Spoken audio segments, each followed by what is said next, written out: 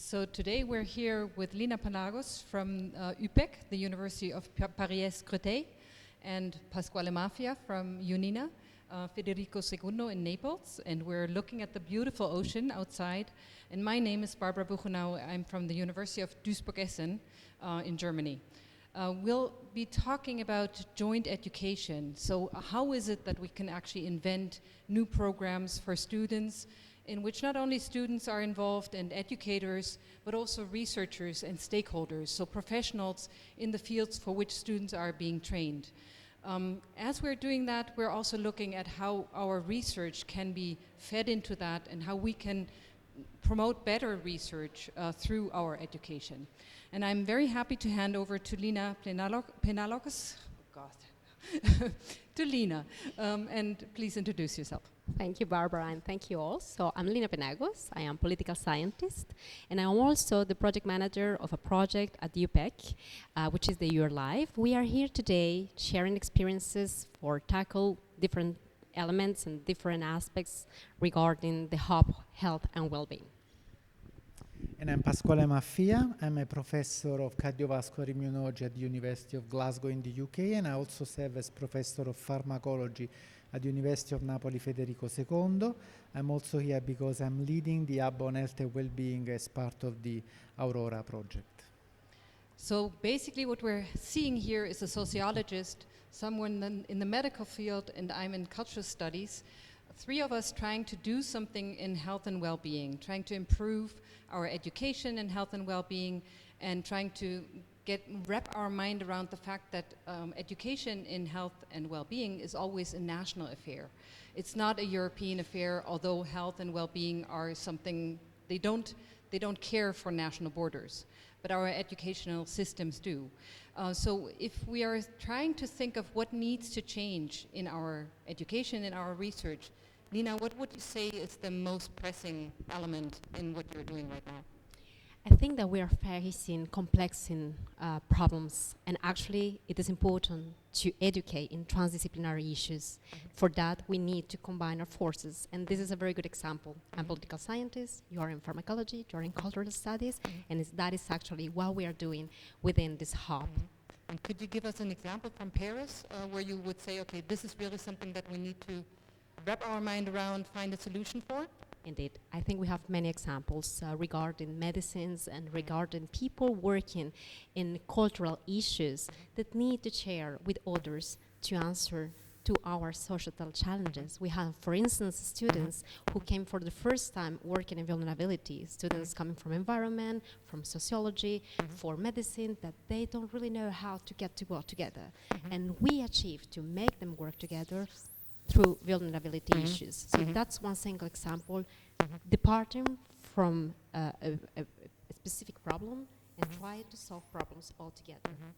So basically it's not that we're trying to unlearn our disciplinary languages, but that we're trying to learn to use our disciplinary languages across disciplines Build to them allow together. them to address a problem together, such as urban developments in Paris, for instance, or one thing that I always think of, and maybe Pasquale can give me more information, cardiovascular healthcare is a hugely diversified topic in terms of how does it affect women, how does it affect men, how is it visible in people who are dark-skinned, how is it visible in people who are light-skinned. So very often people are actually suffering from diseases because people can't identify these diseases in them. Pasquale. So that's a very good point, actually, Barbara. In fact, we are developing some project in Africa at the moment where actually we need to face the issue of working together between different disciplines in a multidisciplinary manner, and also we need to be inclusive as much as possible of the diversity which is present on the territory. I will give you an example. For example, when we are trying to implement a program for controlling better blood pressure in people living in a slum, it's impossible only to have doctors engaging with them, because sometimes people also don't always listen to doctors. So you need to engage with local stakeholders, you need to engage with the social scientists which will explain you the diversity and what is important on the territory. So today, working together within different disciplines and also in a global environment is fundamental. And I think that translating all of this at the teaching level, interacting with students is fundamental, and this is what we are trying to do with the program. It's a perfect example, I think. And maybe, Lina, can you give us a little bit of an idea as to what we are going to expect at the workshop? So tomorrow, in 2 days, we're meeting at a workshop in which a lot of disciplines come together, in which a lot of students and stakeholders are also coming together. So how are we going to run this show? How are we able to talk together as a cultural studies person, humanities, and medical field, but also social sciences? What is it that we're... Indeed. I was mentioning that we are trying to build things together, right? But build things together needs the participation of everyone, so stakeholders, but also researchers, but also students. Students are at the heart of what we are doing.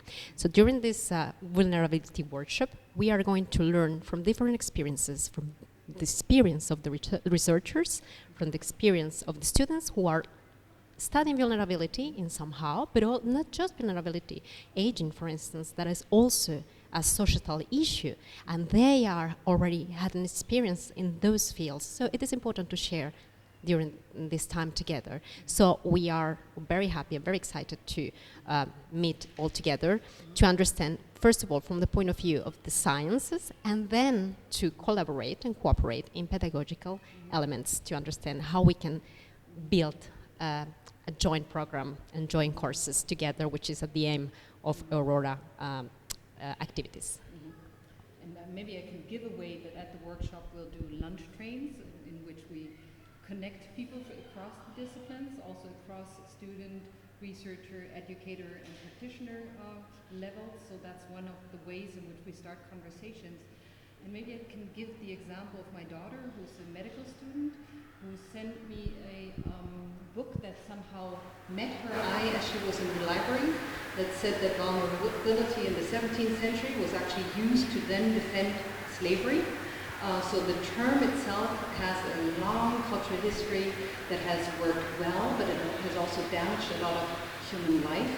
And I think it's an important category to actually address neutrally across disciplines. I'm very much looking forward to our workshop, and I'm also hoping that you will like the topic and become involved. So can I add, in terms of the workshop, actually, the workshop will be held on the 30th of May 2024 in a new building of the University of Napoli, which is actually in Scampia, which is a socially deprived area. And actually this is an attempt of the university also to interact with areas which are less lucky than the beautiful place where we are today, and this is already bringing a lot of interaction with the local people. And I think Paris Créteil is also a fantastic example of this kind of approach of inclusivity. Maybe you can give us some details. UPEC University is at the heart of one of the most vulnerable places in the southeast of Paris. And I was thinking that our philosophy is also be aligned with the SDGs, right? And so all what we are doing in pedagogical terms, but also in scientific activities, are really aligned with good health and well-being, and also with equality, gender, and also with the different partnerships that we are organizing together. So we are very aligned with that, and I think it's a very important contribution from us, but also from people who are participating in this workshop and in the hub to build things together from the experience that we share together. Can we just explain quickly for the people that are following us at home and maybe they are not familiar with the terminology? SDGs are Sustainable Development Goals, are 17 goals developed by the United Nations, basically to make a better world. And we are trying to address some of them, like, for example, health inequalities, better education, and of course improving health and well-being. So we are definitely aligned in this direction. Amazing to know that our universities have this history of being founded in these regions and being placed in the middle of a urban setting in which the urban planners find that education must be brought in to somehow bring about a positive change. And I think that will be one of the major questions for us, whether education can actually do that. So is it possible for universities to bring about positive change and to could contribute to those very concrete 17 goals. And one of them, as you mentioned, is gender equality.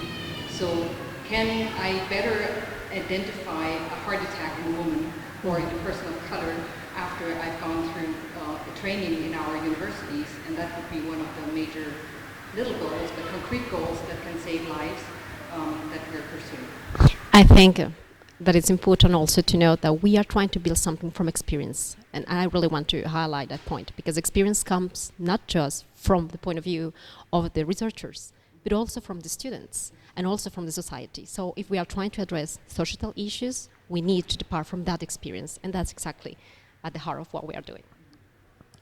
Perfect way to close our interview. Thanks for attending, and I hope that you will join our initiative. Come to us and help us build something important. And thanks to the two of you for the interview. Thank you.